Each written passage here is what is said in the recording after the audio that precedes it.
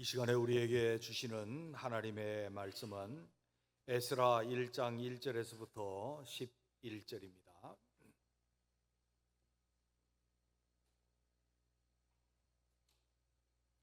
에스라 1장 1절에서부터 11절입니다. 제가 가진 성경은 구약성경 711페이지입니다. 제가 봉독합니다. 바사왕 고레스 원년에 여호와께서 예레미야의 입을 통하여 하신 말씀을 이루게 하시려고 바사왕 고레스의 마음을 감동시키심에 그가 온 나라에 공포도 하고 조소도 내려 이르되, 바사왕 고레스는 말하노니 하늘의 하나님 여호와께서 세상 모든 나라를 내게 주셨고 나에게 명령하사 유다 예루살렘의 성전을 건축하라 하셨으니 이스라엘의 하나님은 참신이시라. 너희 중에 그의 백성된 자는 다 유다 예루살렘으로 올라가서 예루살렘의 하나님 여호와의 성전을 건축하라. 그는 예루살렘에 계신 하나님이시라. 그 남아있는 백성이 어느 곳에 머물러 살든지 그곳 사람들이 마땅히 은과 금과 그 밖의 물건과 짐승으로 도와주고 그 외에도 예루살렘에 세울 하나님의 성전을 위하여 예물을 기쁘게 드릴지니라 하였더라. 이에 유다와 베냐민 족장들과 제사장들과 레위 사람들과 그 마음이 하나님께 감동을 받아 올라가서 예루살렘에 여호와의 성전을 건축하고자 하는 자가 다 일어나니 그 사면 사람들이 은그릇과 금과 물품들과 짐승과 보물로 돕고 그 외에도 예물을 기쁘게 드렸더라. 고레스 왕이 또 여호와의 성전 그릇을 꺼내니 옛적에 느부갓네살이 예루살렘에서 옮겨다가 자기 신들의 신당에 두었던 것이라. 바사왕 고레스가 창고지기 미드르닷에게 명령하여 그 그릇들을 꺼내 세워서 유다 총독 세바사에게 넘겨주니 그 수는 금접시가 30개요 은접시가 1000개요 칼이 29개요 근 대접이 30개요 그보다 못한 대접이 410개요 그 밖에 그릇이 1000개이니 금은 그릇이 모두 5400개라. 사로잡힌 자를 바벨론에서 예루살렘으로 데리고 갈 때에 세스바살이 그 그릇들을 다 가지고 갔더라. 아멘. 할렐루야. 주를 찬양합니다. 우리로 늘 은혜 베푸시고 우리로 주님 앞에 있게 하신 주님을 찬양합니다.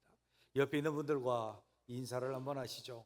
주님의 은혜 가운데 머뭅시다.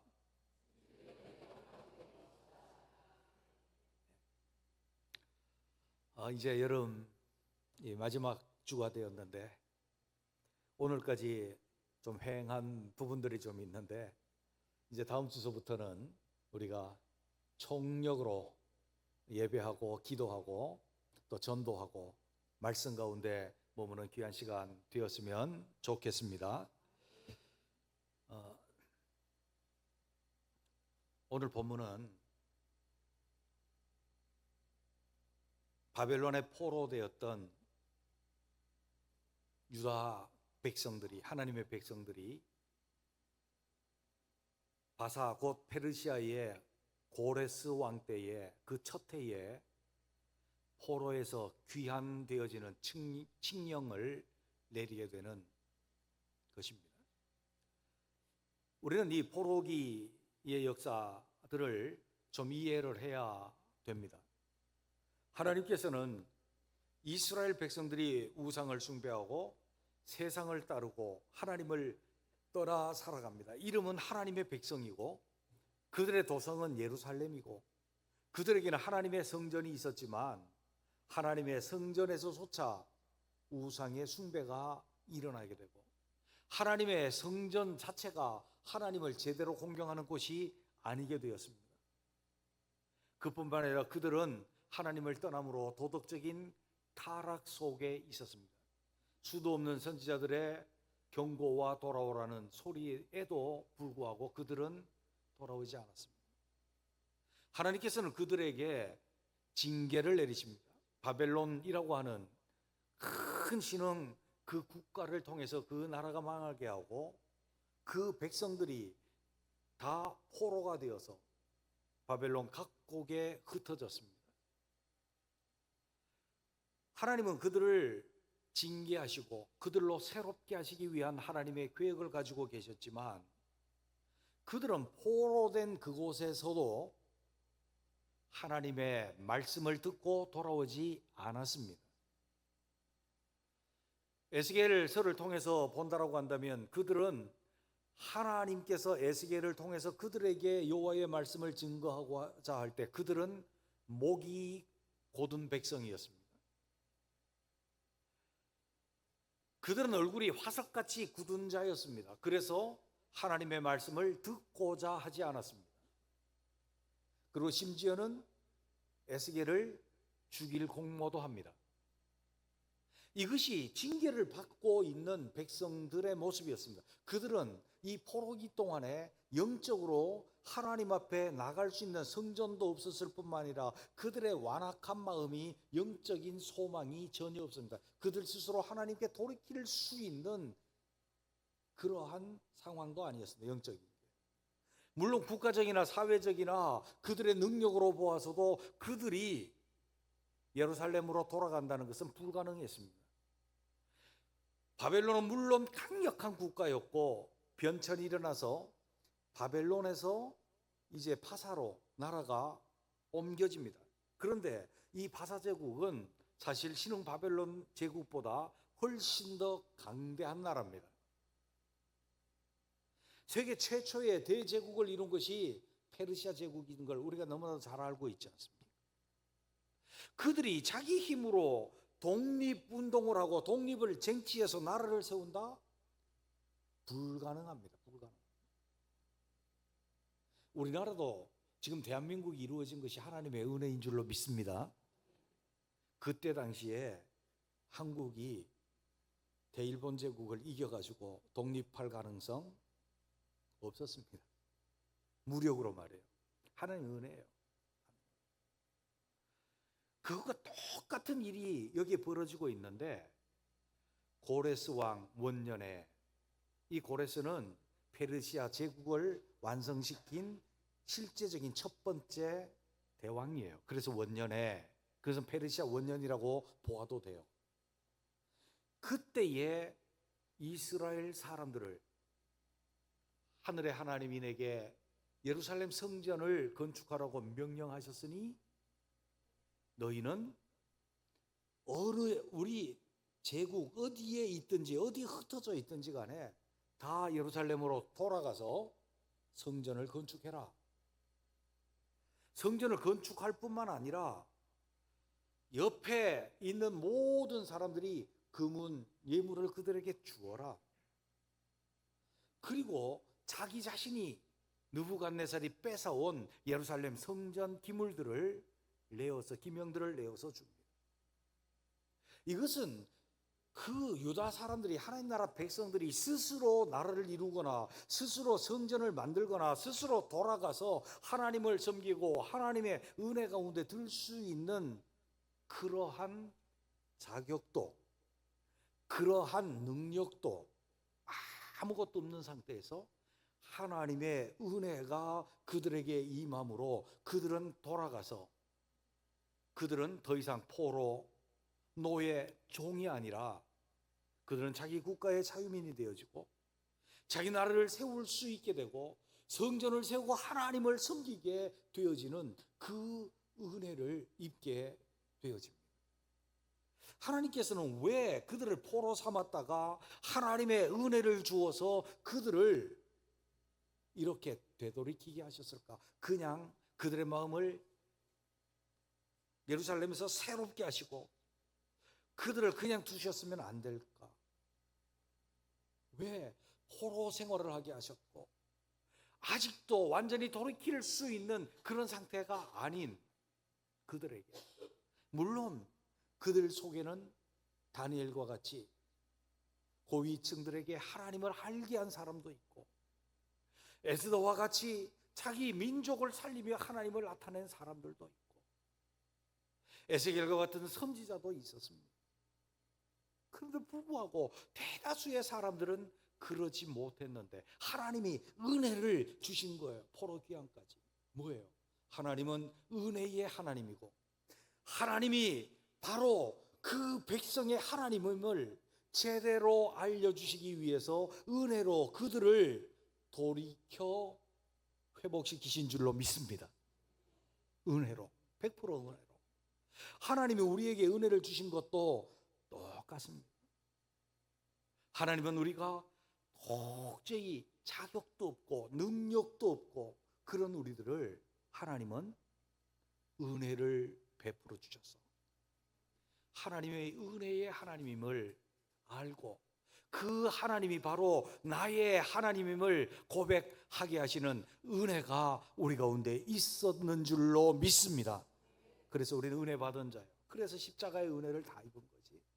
그런데 이 은혜를 우리가 받은 것과 이 은혜를 유지하고 이 은혜를 계속 충만하고 이 은혜를 누린다라고 하는 것은 다른 문제입니다.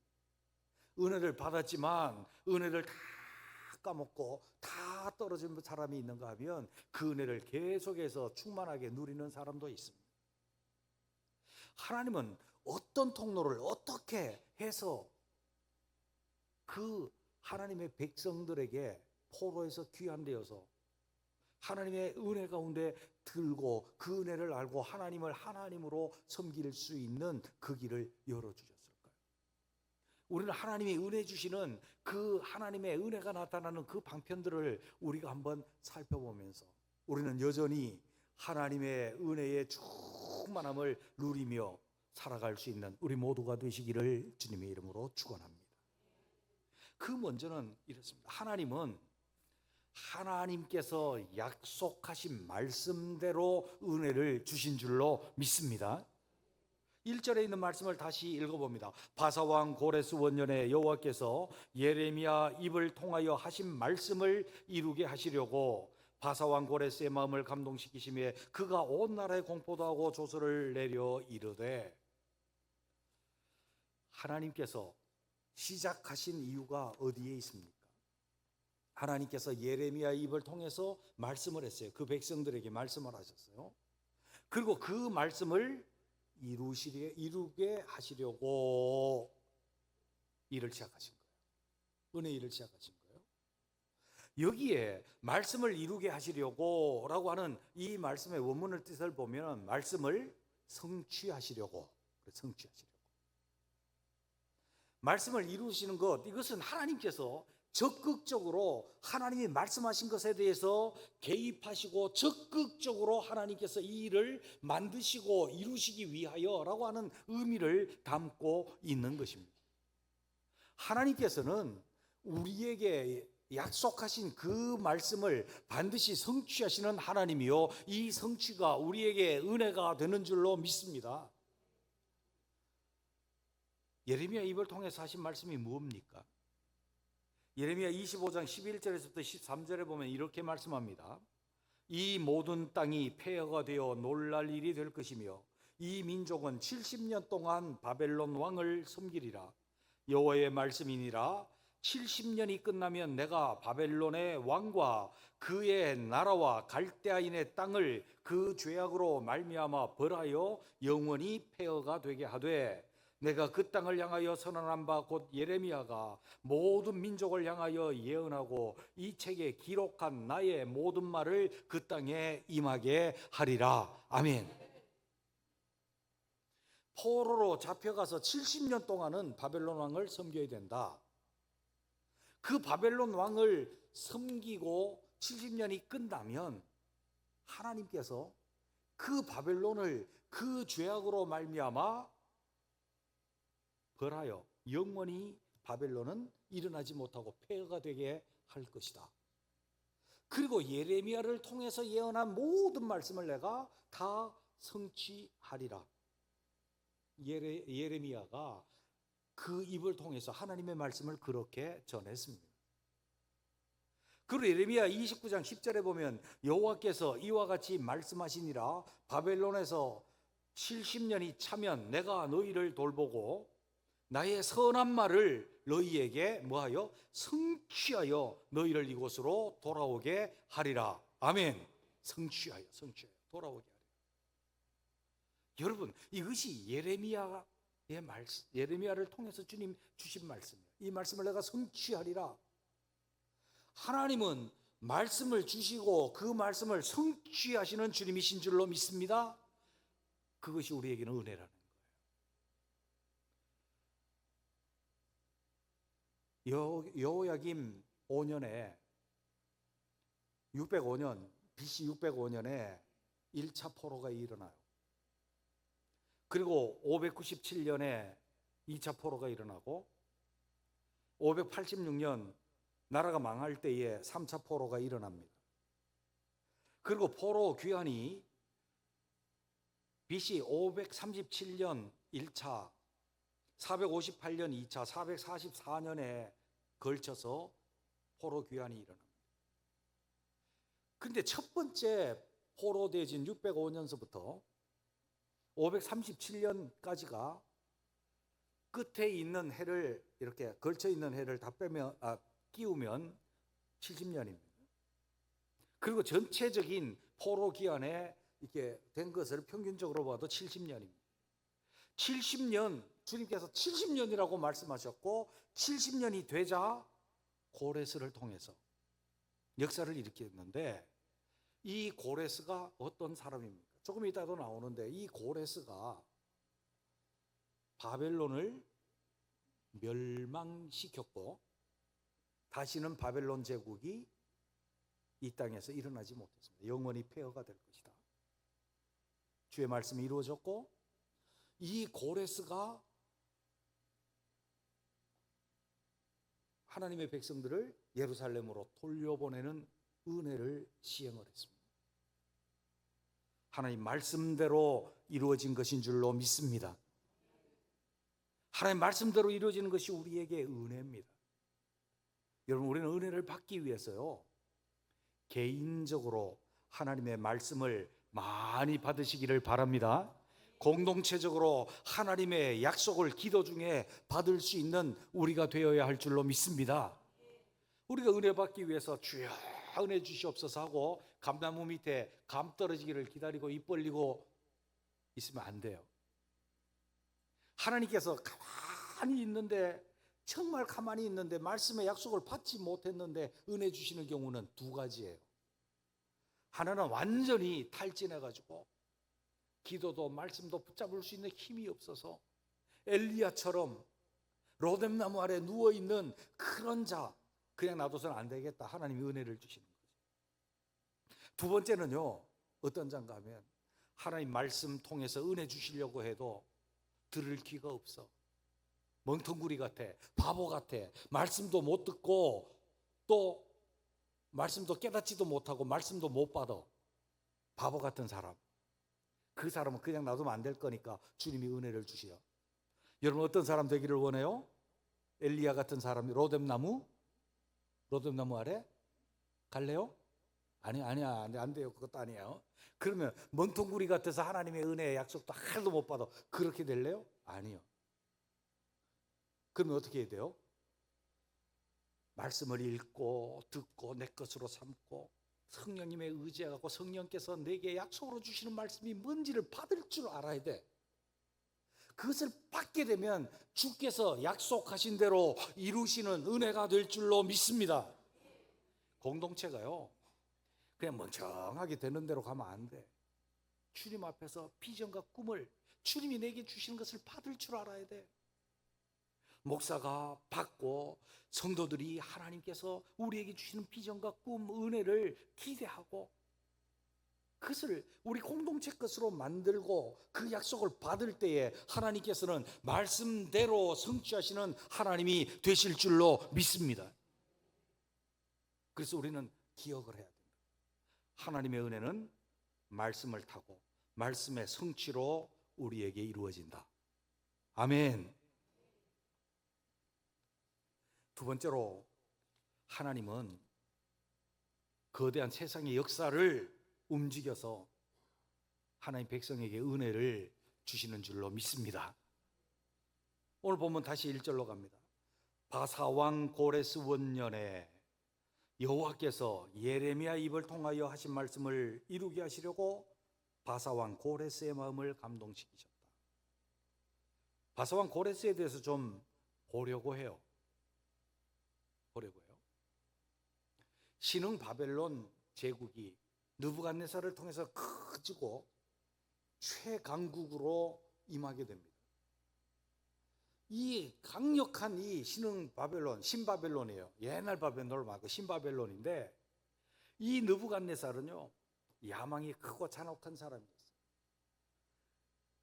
애굽 땅을 그냥 두고는 자기가 패권을 차지하지 못하기 때문에 그 패웅을 겨루기 위해서 이 가나안 땅 서부 레반트 지역을 통해서 애굽 땅으로 내려가요. 전투를 하러 가요. 애굽을 정복하러. 근데 거기 걸치적거리는 나라가 하나 있었으니 그게 뭐예요? 유다. 그래서 지나가면서 한 대씩 주고받고 올라가면서 한 대씩 주고받고 왕을 바꿔놓기도 하고 그랬던 나라가 바벨론 왕이에요. 그 앞에 유다가 멸망을 당해요. 사실은 이 바벨론을 움직임으로 유다가 망한 거예요. 근데 하나님은 뭐라고 그러시는가 하면, 내가 이 바벨론을 인생 막대기와 채찍으로 사용하시겠다. 이스라엘이라고 하는 그 나라, 유다라고 하는 그 하나님의 백성, 이 백성들을 징계하기 위해서 뭐를 일으키신가 하면 바벨론이라고 하는 나라를 일으키시겠다라고 주님이 말씀하셨단 말이에요. 그리고 나서 하나님이 약속하신 70년이 되었는데 하나님께서 그들을, 바벨론을 이제는 이 땅에서 존재하지 않도록 멸하겠다라고 말씀을 하셨는데 누구를 들어 사용하시는가 하면 이 고레스, 그냥 요즘에 쓰는 그 헬라적 발음으로 키루스라고 읽기도 해요. 키루스는 왕 중의 왕이라고 하는, 엠파이어라고 하는 그 단어가 처음 나왔던 사람 중에 하나예요. 그래서 인류 최초의 대제국을, 가장 강력한 대제국을 이루었던 사람이 이 고레스, 곧 키루스라고 하는 이 왕이었는데요. 이 사람은 원래요, 메데라고 하는 그 나라에 부속되어진 바사라고 하는 작은 부속 국가였어요. 근데 이 고레스가 이 메데를 멸망시키고 바사 왕국을 만들었고, 이 바사 왕국에서 차례차례로 바벨론을 완전히 정복해서 무너뜨리고, 그 무너뜨릴 뿐만 아니라 동쪽으로 진격을 해서 인도 북쪽까지 다 차지하는 강력한 나라를 이루게 되는데, 바로 그것을 시연한 사람이 누군가 하면 고레스예요. 근데 이 고레스는 뭐라고 말을 합니까? 오늘 본문에 2절에 보면 바사왕 고레스는 말하노니 하늘의 하나님 여호와께서 세상 모든 나라를 내게 주시고, 그는 알고 있는 거예요. 하나님을 섬기는, 하나님 앞에 돌아온 개종한 사람은 아니지만 그는 깨닫고 선포하는 거예요. 하늘의 하나님 여호와께서 내게 모든 나라를 주셨다.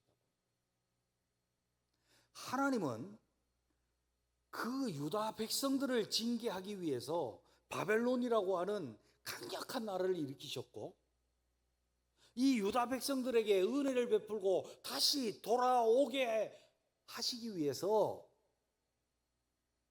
이 페르시아를 일으킨 거예요. 바사 페르시아를 일으킨 거예요. 그래서 이 강력했던 바벨론이 갑자기 무너지게 만들고 이 페르시아가 강력한 나라로 떠오르게 하셨어요. 그 중심에는 뭐가 있습니까? 하나님 나라 백성의 징계와 하나님 나라 백성에게 은혜를 베푸시고, 하나님이 은혜를 베푸시는 하나님이 그 백성의 하나님이신 하나님임을 나타내 보여주시기 위해서 세계 역사를 움직인 거예요. 그때 최강국 바벨론, 그것을 무너뜨린 더 최강국 바사. 이 역사를 하나님은 하나님의 백성을 중심으로 움직이고 계시는 줄로 믿습니다. 그러고 보니 다니엘이 본 환상이 떠오릅니다.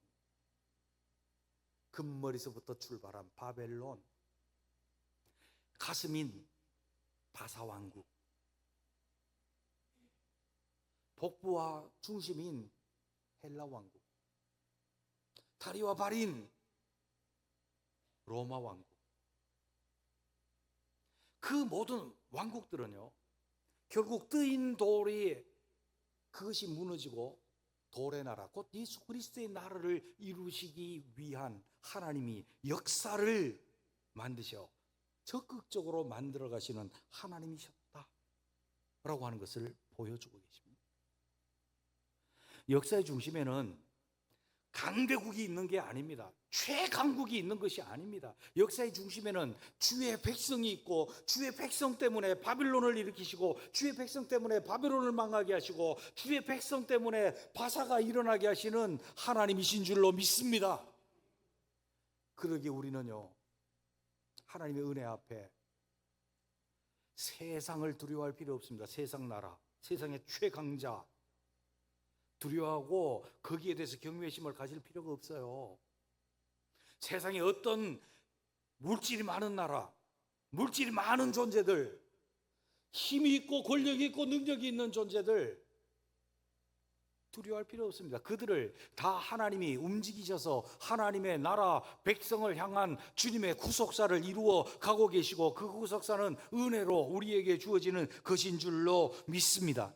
주님은 역사의 방관자가 아닙니다. 역사가 흘러가는 가운데 겨우 개입하셔서 우리를 구원하시는 그런 분이 아닙니다. 우리 때문에 역사를 움직이시고 역사를 만들어 가시는 하나님이신 줄로 믿습니다. 이것이 우리 하나님이 우리에게 은혜 베푸시는 모습이라고 한다면 그 이 세상의 역사에 눌릴 필요 없습니다. 오늘날 사고방식이 뭡니까? 세상 역사 속에 교회를 두려고 합니다. 세상 사람들은 그렇게 한다 할지라도 우리는 구속사적인 시각으로 보아야 합니다. 주님의 나라 때문에 주님은 세상 역사를 움직이시고 우리에게 은혜 베푸시기 위해서 세상 역사를 적극적으로 만들어 가시는 하나님이신 줄로 믿습니다. 세 번째로 보게 되면 하나님께서는 사람의 마음을 감동시키시고 움직여서 역사하시는 분이신 줄로 믿습니다. 1절에 있는 말씀을 보면 바사왕 고레스 원년에 여호와께서 에레미야의 입을 통하여 하신 말씀을 이루게 하시려고 바사왕 고레스의 마음을 감동시키심에 감동시켰다.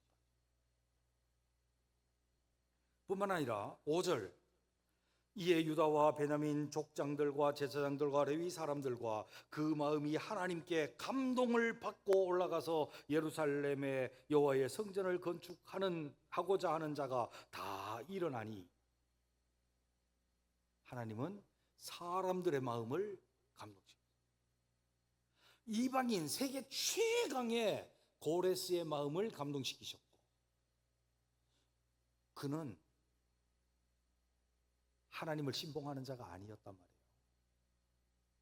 그런데 세계 최강의 고레스에게 하나님이 감동시키셔서 하늘의 하나님 여호와께서 자기에게 모든 나라를 주셨고 예루살렘 성전을 건축하라고 명령하셨다. 그 마음에 강력하게 그의 마음을 사로잡은 거예요.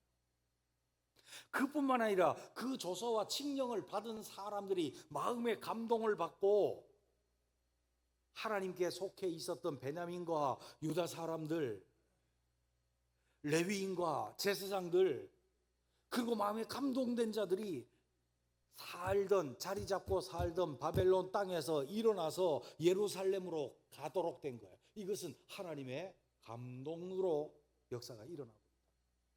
사람의 마음으로 움직입니다.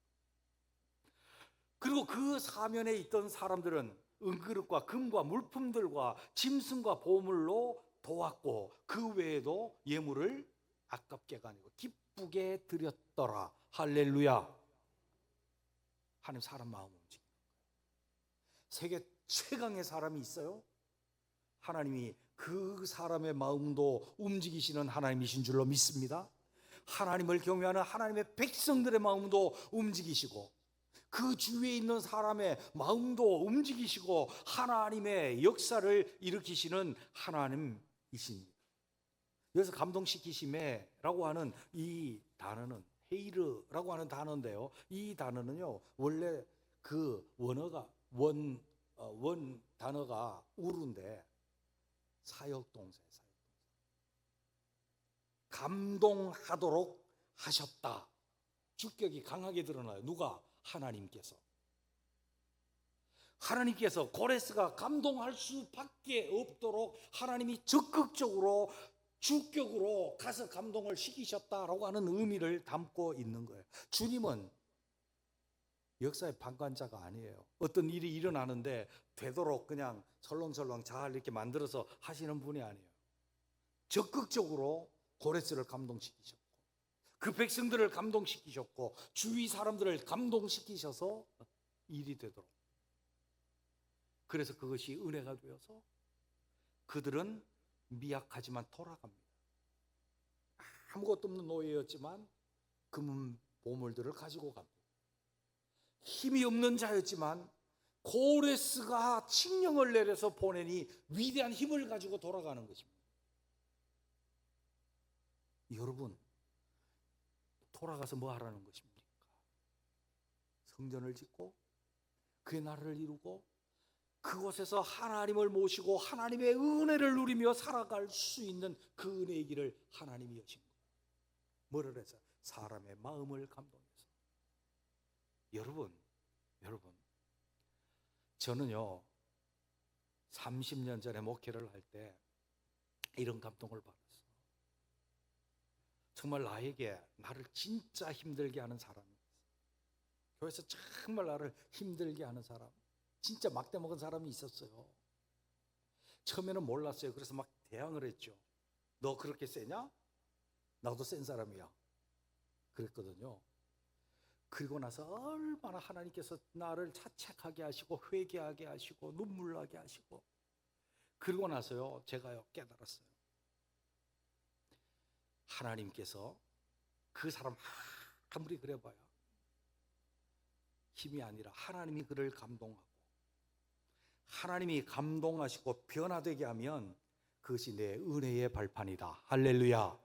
은혜의 발판인 거예요. 고레스가 하나님의 은혜의 발판인 거예요. 감동하니까. 이 말 안 듣던 이 백성들이 하나님 감동하니까 은혜의 발판이에요. 할렐루야. 옆에서 이 유다 사람들을 괴롭히고 노예, 부역이나 시키고 그런 사람들이 그들에게 막 예물을 주면서 기쁘게 막 주면서 보내. 하나님 감동하시면 그렇게 되는 줄로 믿습니다. 이 하나님의 역사 놀라워요. 그러니까 여러분요, 나 저 사람 때문에 힘들어 죽겠다. 힘들어 죽긴 뭘 죽어요. 하나님이 감동하시면 그 사람이 내 은혜의 발판이 되어지는 줄로 믿습니다. 못 느끼겠어요? 못 느끼겠어요? 그 사람 때문에 죽겠다 그러면 진짜 죽겠는데 하나님이 감동하시면 이 고레스가 이스라엘에게는 큰 은혜의 통로요, 발판이었다니까. 여러분, 우리는 알아야 합니다. 하나님은 세계 최강자도, 주의 백성들도, 그 주변에 있던 사람들도 감동하셔서 하나님의 은혜의 역사를 이루어 가시는 우리 하나님이신 줄로 믿습니다. 그들은 포로 귀환의 은혜를 입었을 뿐더러 돌아가서 성전을 건축하는 은혜도 입었고 하나님을 모시고 살아갈 수 있는 통로를 여는 놀라운 은혜를 입었습니다. 우리도 주님이 먼저 우리에게 은혜를 베풀으셨거니와 이 은혜의 충만함을 계속해서 누릴 수 있는 우리들, 하나님이 우리에게 어떤 하나님이신가? 말씀을 성취하심으로 세계 역사까지도 바꾸어가면서 다른 사람의 마음을 감동하셔서라도 우리에게 은혜를 베푸시는 이 하나님을 신뢰하고 이 하나님을 바라보고 말씀 속에 있고 우리가 세계 역사에 휩싸이지 아니하고 다른 사람들, 그 사람들 안 된다 생각하지 말고 하나님의 은혜의 주인공으로 살아갈 수 있는 우리 모두가 되시기를 주의 이름으로 축원합니다. 기도하겠습니다.